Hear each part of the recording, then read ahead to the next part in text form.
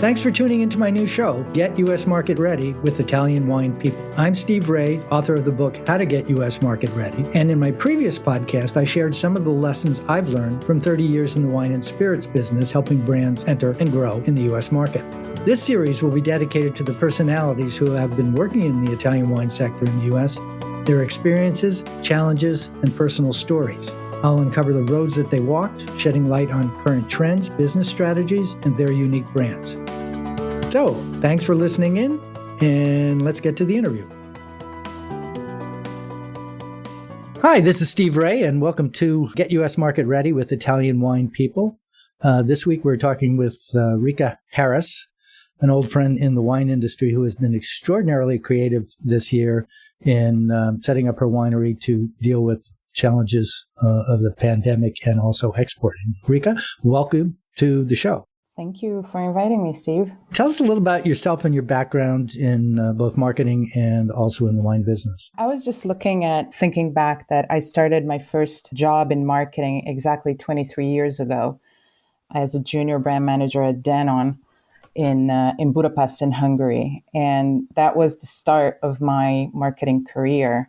And I've done some brand management with Dannon. Then I moved on to advertising with Leo Burnett, and I had Procter & Gamble as my client for 5 countries in Eastern Europe. So the beginning of my career was a deep dive into fast-moving consumer goods, and it was very creative from the beginning. And then in 2002, I moved to Italy. And at the end of 2002, with my husband, we inherited this tiny winery. And that was the start of my journey into wine. I wasn't really a wine drinker at that time. I preferred cocktails. So it was a really good deep dive into the industry, going from fast-moving consumer goods to a slower industry was my first marketing challenge in my brain. How do I adapt everything I know about marketing and selling and marketing fast-moving products to marketing a product that you produce once a year? So that was my transition into the wine industry back in 2002. You switched from being a traditional, classically trained consumer marketing person. All of a sudden it became real. It's no longer a client. It's no longer some distant monies that are coming into your corporation from another corporation. Now you're responsible for everything. Yes, that was very, that was a difficult thing in going from having also millions of dollars in budget for marketing to owning a winery and becoming an entrepreneur and learn how to be an entrepreneur with no budget. So that was really difficult, but I think it was an essential move for me to become who I am today. So I know how to juggle millions of dollars of marketing budget to doing things without any budget. Big change, especially when the success or failure of the enterprise rests entirely on your shoulders. Now, the winery, tell us a little bit about that. It's in Italy. Tell us about the winery and the kind of wines that you make. I like to call it a micro winery. We're in the province of Treviso in Veneto. And we have our own vineyards and we make wine with our own grapes. So we don't buy from others and we make our own from, vineyard to selling it. It's all in our hands. And we obviously produce Prosecco. We're in the land of the, the original province of Treviso, where before 2009, Prosecco was allowed to be made. We also have Refosco dal Peduncolo Rosso, which is also local to the northeast of Italy and some parts of Slovenia. We also have Cabernet Franc, and we have the grape called Verduzzo Trevigiano, which is obviously very local. And it makes a wonderful fizzy white wine. Cool. And how big is the operation? How many bottles you produce? We go up to 20,000 bottles a year. It's small. And was it operating as a winery, or had it gone kind of derelict and then you resurrected it? Well, it was my husband's dad's, and it was his hobby business. Like in so many cases, it's a good hobby where, people go and spend their time and money. He didn't keep any records of anything. So when he passed away, suddenly we had no records of anything regarding his hobby business. So basically, we had to start it all over and put our own money. Normally newlyweds, they put all their money into their own houses and starting a family. Well, we put all our money into the winery. So that's how we started back in 2002. Okay. So one of the things I know about Reka, and my listeners now will know about her, is she's very opinionated on marketing subjects, has written a lot that I see on LinkedIn, and talks a lot about, we talk to each other when we're at international conferences, and you're very outspoken on your points of view on that. Give us a sense of one of the statements you made is wine marketing sucks. You tell us where that came from and why you said that. Wine Marketing Sucks is a piece I wrote a few years ago, and it came out of frustration for what I saw around me. And it started because I was interviewed by an Italian journalist about wine marketing. And I soon realized that there's so much confusion about what marketing is, using wrong words and wrong concepts to describe things. And it just shows how the state of marketing and the knowledge of what marketing is not, the standard is not high enough, in my opinion, and it continues not being high enough in the wine industry. And the more digital forward we become, the less professional we are in the marketing that we do. I put myself in there because I am a marketer, so I don't want to stand out and think that I'm not I'm not like the others. But having professional experience and training, I think, is very important. And what I see is that is becoming to lack more and more. And the confusion of what marketing is and how it needs to be done, the fundamentals of what marketing is missing in the wine industry. So everyone just jumps to the next thing. Everyone does what everyone else is doing, and nothing stands out. If you look at advertising, they're all the same. All the same. The bottle, the vineyards, some background about, where the grapes are grown, and that's it. Nothing really stands out. If someone stands out with something closer to lifestyle or something closer to what consumers would get hooked on, they get immediately slammed for doing something that is not doesn't stand well with the traditional wine marketing. So that's why I think it sucks. It doesn't put the wine consumer as the hero of the story, but it's always product driven. And we know that being product driven in the wine industry, how many brands do we have in the world? How many wineries do we have in the world? Is everyone really saying the same things? Okay, so let's fast forward to, that's kind of the world you live in. That's the reality. Here you have this strong background, and now you've got a winery, and you've got limited resources, and COVID hit, and you found yourself with a problem early last year. So why don't you tell us about that? Yeah, well, COVID hit everybody, but going back to a year ago, very few people will remember that Italy closed down ahead of the other countries. And also within Italy, my province was 2 weeks ahead in locking down ahead of Italy. So it was so sudden. It was so unexpected. We didn't have a plan B. Like, I don't think a lot of people had plan Bs. And all of a sudden, here we were not knowing what to do. And you see your plans going nowhere.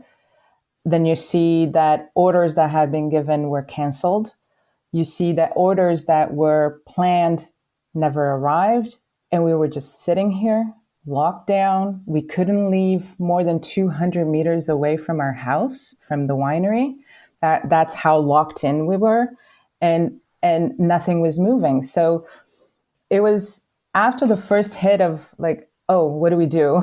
Okay, so we have to throw away all of our plans, all of the marketing and everything that I had planned. I had to throw that all away. And in the confusion of not knowing what to do and understanding that I cannot plan ahead because whatever happens next week will change. The governments were changing restrictions. We're changing what we could and what we couldn't do. There was confusion about who can continue working and who couldn't. And all of the wineries in Italy until mid-April had no, if I remember well, we didn't know whether we could operate or not. So there was a lot of confusion going on. In the meantime, the whole world closed down. And I realized walking up and down the vineyard here that the only thing I can do is with what I have here at the winery. And that was the stock that stayed here that we couldn't sell because there were cancellations and orders that didn't come through. So I said that nobody can take away from me. No government decision, no COVID, nothing can happen that will prevent me to try to do something with the wine that I have in stock. And that's how I started thinking, okay, so that is a certainty that I can hold on to and create something around it. And honestly speaking, if Steve, you know me, I don't do what others do. So I try to always do something differently, take a different angle. I look, everyone's going to the left. Okay, then I'm going to go to the right. And that's the way I operate in everything I do. So while all of the wineries were running to speed up their e-commerce websites to sell their wines and promote it with a lot of price promotion, buy a case of 6 bottles and I'll send you, I don't know how many bag-in-boxes, or the other way around. I did something completely different. And I concentrated on only one of our products, which was the Prosecco that was here unlabeled. And there came the idea. I pulled all the strings of everything I've learned in the past from working in advertising agency, working with creatives, working with brand creation. And I put all that together and I said, well, we have the unlabeled bottles of Prosecco. We have millions of Prosecco lovers out there. And I give the product and let people create this new brand. So that was the initial idea. And then the 6,000 project was born. 6,000 because I was giving up 6,000 of our bottles of Prosecco for this project. So that would have been the maximum amount of wine that we could sell through this project. And that was it. I called all the creatives in the world to participate in co-creating a brand, a new label for this wine that was specific for 2020. Let me go back and clarify that. So when you said you called the creatives in the world, basically you made it user-generated content. I mean, people who you could reach and influence. You created a competition for them to help you design a new label. The project had different stages. There were 2 audiences to the project. One was creatives, designers, and then the other audience was Prosecco lovers who would want to buy the wine. So I had two sets of audiences to communicate with and create value for them to say, okay, I want to participate. And basically for the creatives, the brief was extremely simple. Having worked with creatives, I know that the simple to the point, the brief is the easier it is for them to create something. And the creative thinking needs to be liberal enough. And so the brief for them was I said, don't think wine world, think your world. Let your mind wander free, design the Prosecco label you'd be proud to open with friends and family. What's inside is already extraordinary. So the whole idea was for them to say, how are you feeling about 2020? And how would you want this Prosecco to look like on your table at the end of the year? So what would make you feel proud and be like, okay, now it's time to pop this bottle? And a lot of amazing ideas came through. We had 74 accepted designs by the time I closed the submissions.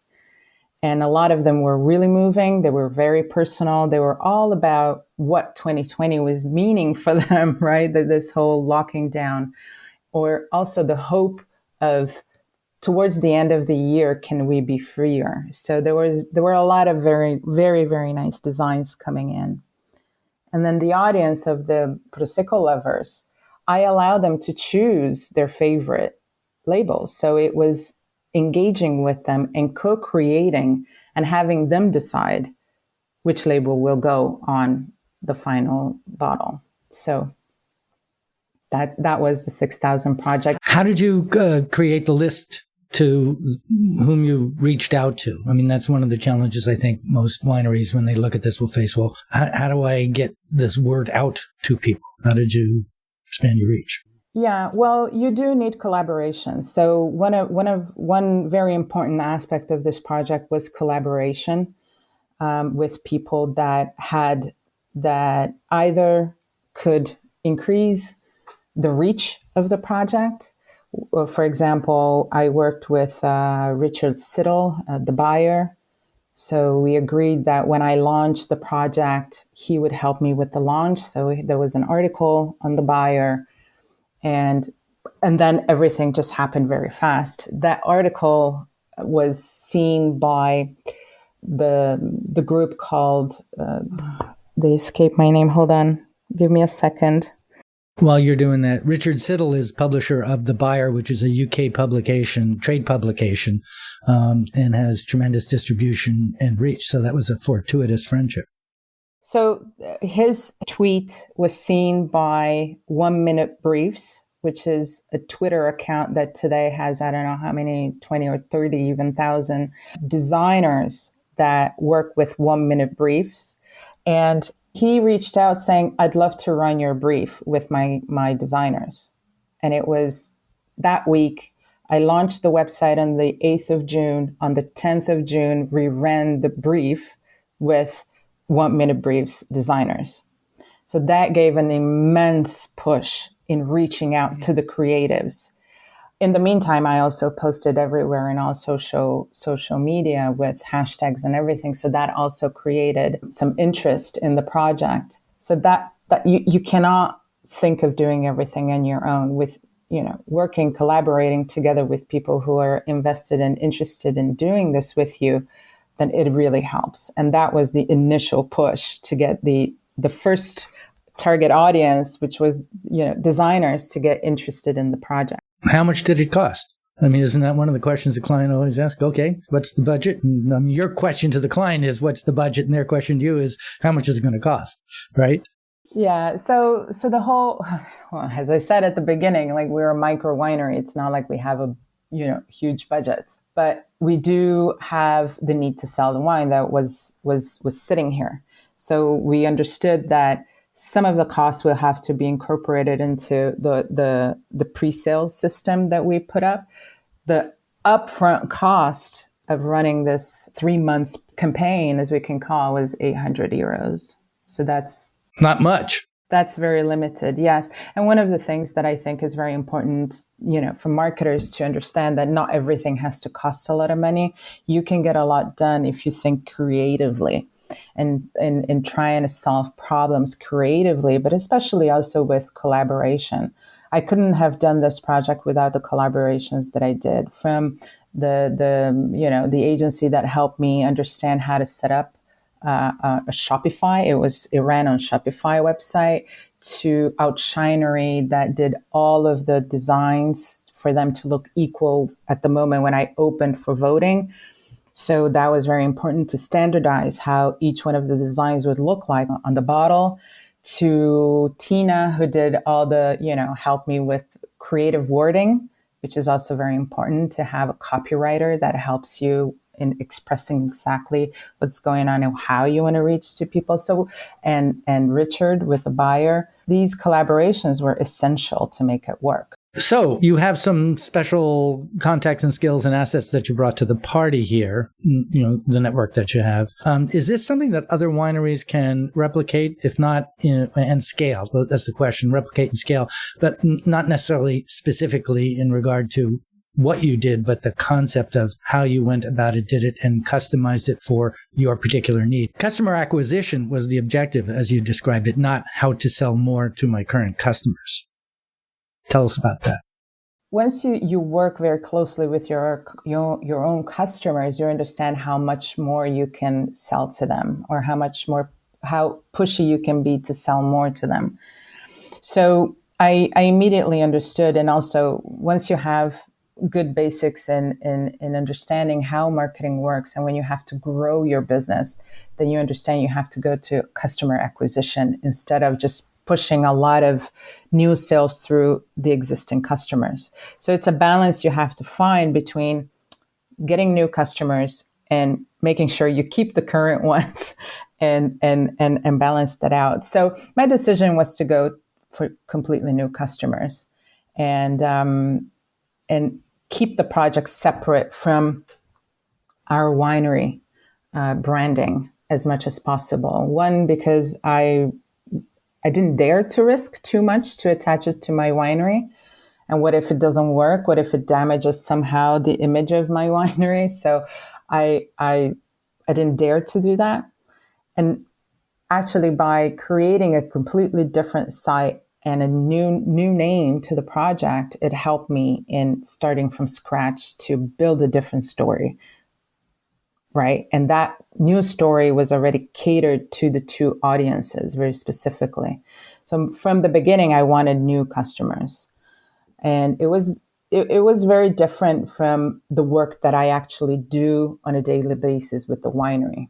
Having the aim to acquire new customers, at the end of the project, looking back, and I looked at the people who bought the wine, 85% of the people were new customers. So one way to put this is really engaging with a completely new audience and have new clients come in it turned out to be successful, because 85% of the people who bought were people who never bought before. So a corollary to that is metrics, establishing measurable goals in the beginning, tracking what's happening, so that when you look at that data at some time after the fact, you're able to put some context and size to it.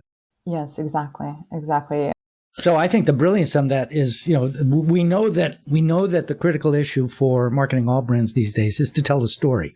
And everybody's got to have a story that has a point of difference, that makes a difference. In your case, the opportunity for the potential participants was they can become part of the story, and selling the wine was the story. It was not about the estate or the quality of the juice that's in it or all the other things that normally producers pay attention to. In this case, it was come with me with the journey, engage with me, be part of this. And the wine that you're serving at your dinner table has now your story, not just you, the consumer, your story, as opposed to Reka's story. I thought that was just brilliant. Exactly. It was a project completely driven by the people digitally.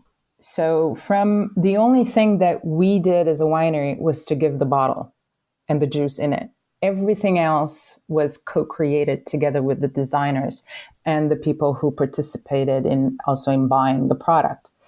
So that we were all invested in it. We all had our motivations to make it work, So the key question is, did you sell all the wine? No, we didn't. We didn't sell all the wine. As I was doing a good marketer starts with a lot of Excel files, Excel sheets and counts. And immediately I realized that how do I balance the volume with also making sure that I replace the lost revenues? So finding that balance also meant that I hope we won't sell all the 6,000 bottles, right?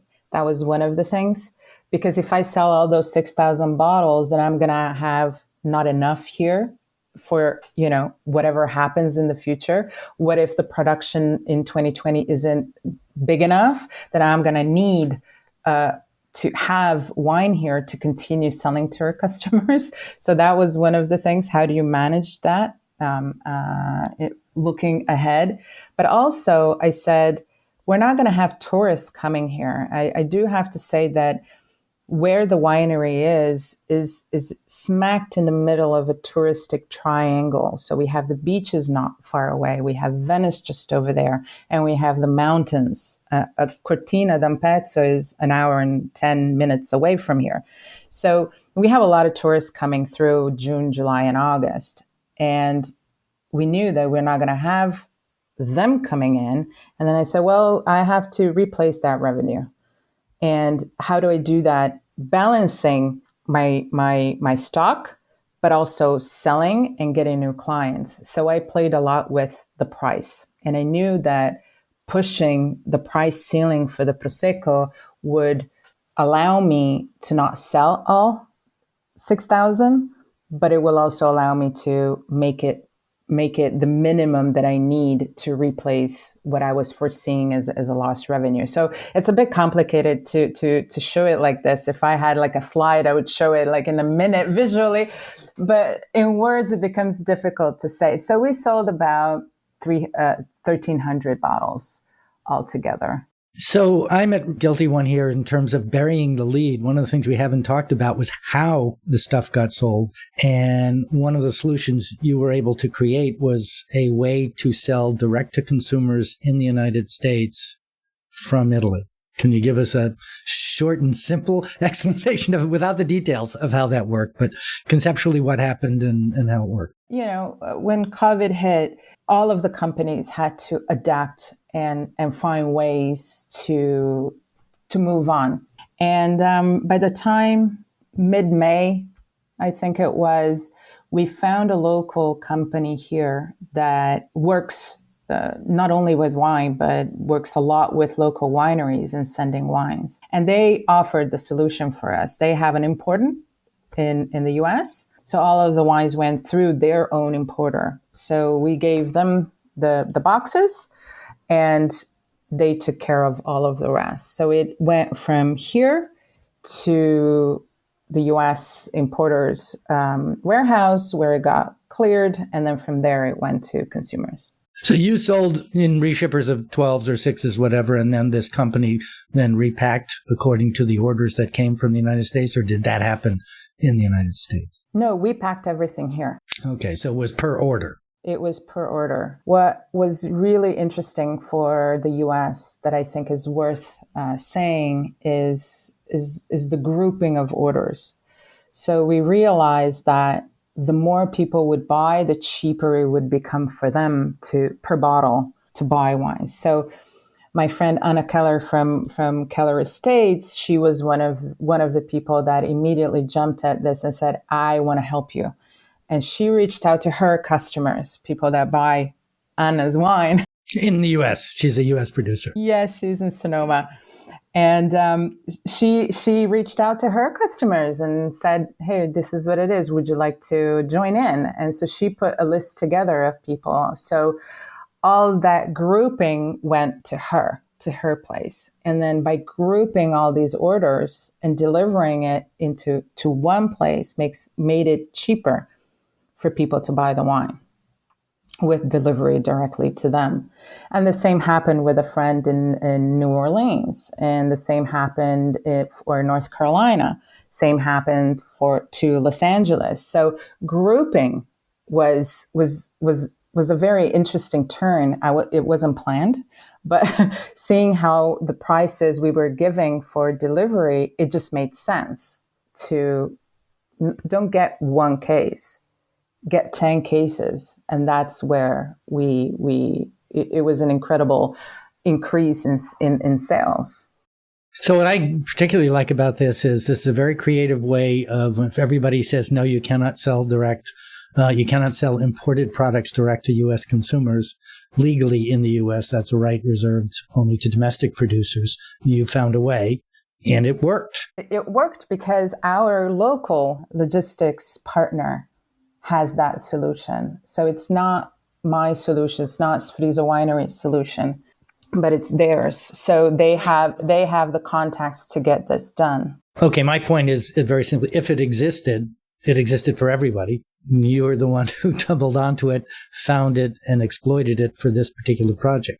Can you talk about who that is? And is that something that is replicatable for all people? It's not that difficult for other wineries to find their local suppliers that can do this. As I said, our supplier is a small, tiny company that works with DHL, TNT, FedEx, you name it, with all of the big, shippers.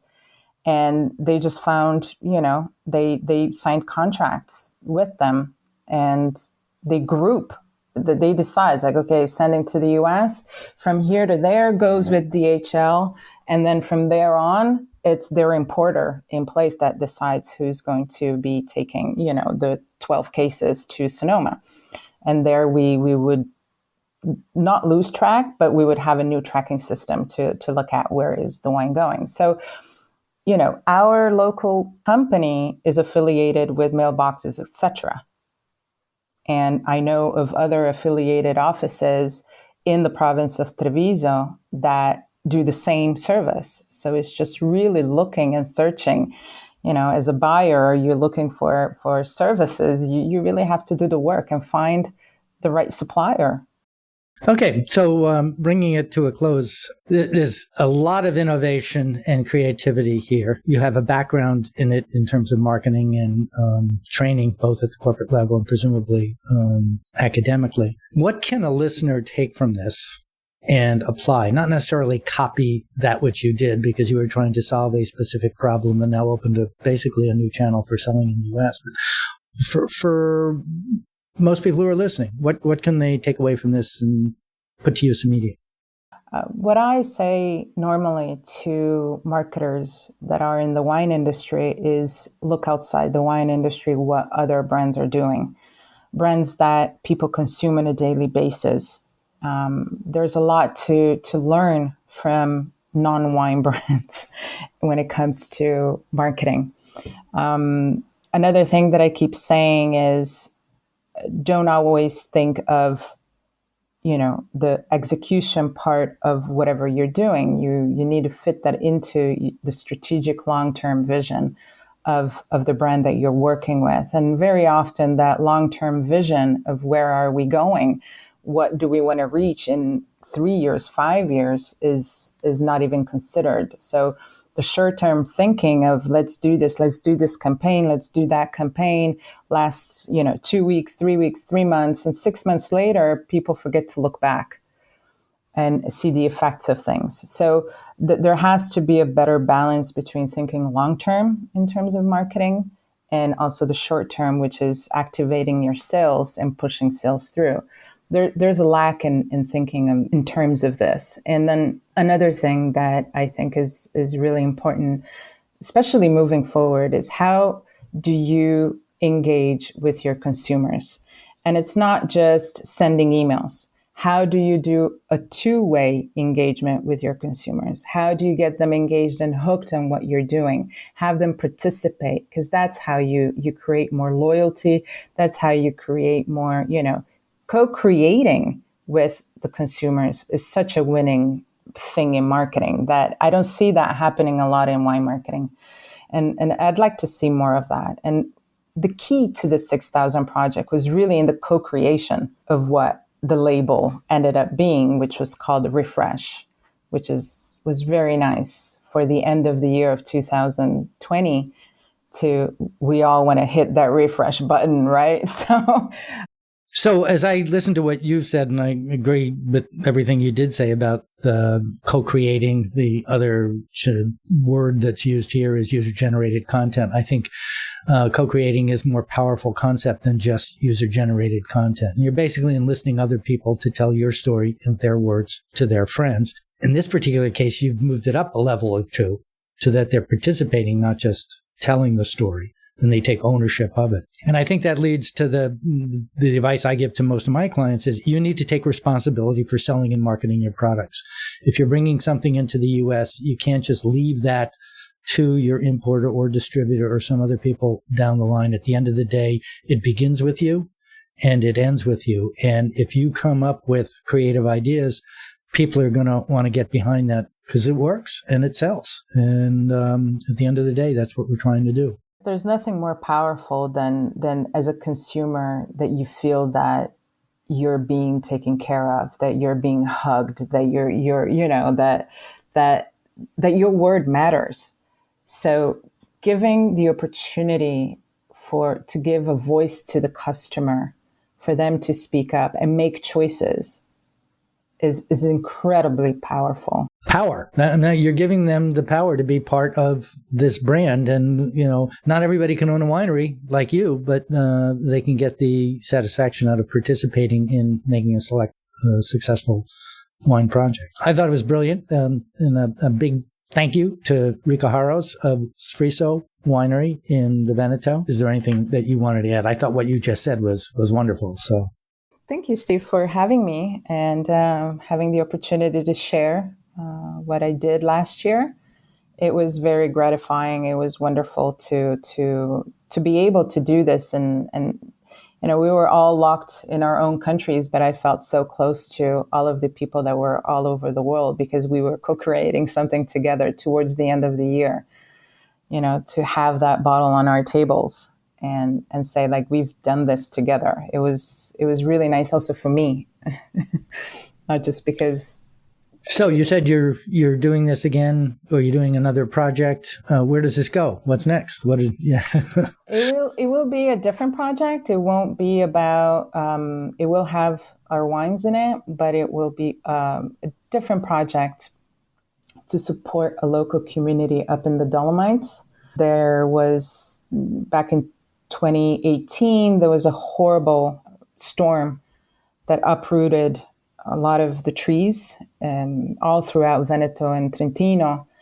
And we know that the trees up in the Dolomites are extremely important. And then this year there was a lot of snow. So a lot of the hiking tracks, and especially one that I really love, that is an educational track, has been destroyed.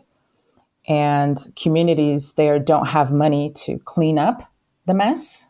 And what we are going to do is to donate 100% of the profits for them to clean up and restore the tracks, the hiking tracks. So what's the name of that project, and how can people who are listening to this participate or learn more about it? It will be launched soon. It will probably have the 6,000 Project as its running brand, but it will. I'm still thinking, but I think I will host it in a completely different website, which is part of my new enterprise that I'm launching soon. So okay, so is there a social media site or or a place that you talk about this stuff? Is it? I'm wondering here. LinkedIn. Where could people who are listening to this, and you're not telling me now, and they want to see what's going on, where can they go 2 weeks hence that they can find out about this? Everyone can link up with me. I'm everywhere, Reka Haros, in all of the Twitter, LinkedIn, Facebook, Instagram. You will find me under my name and surname, and I'll be blasting out about this everywhere very shortly. So you'll see it. I will repeat it on my LinkedIn feed for anyone who's listening. So you will find out about the new project. Reka, that was just a fabulous interview. Thank you very much for participating with us and sharing the creativity of what you've done. And I look forward to success of what's coming down the pike. This is Steve Raye with Get U.S. Market Ready with Italian Wine People, part of the Italian Wine Podcast. And I want to thank Reka Haros for being my guest this week. And we look forward to seeing you back same time, same place next week. Thank you all very much. Thank you, Steve.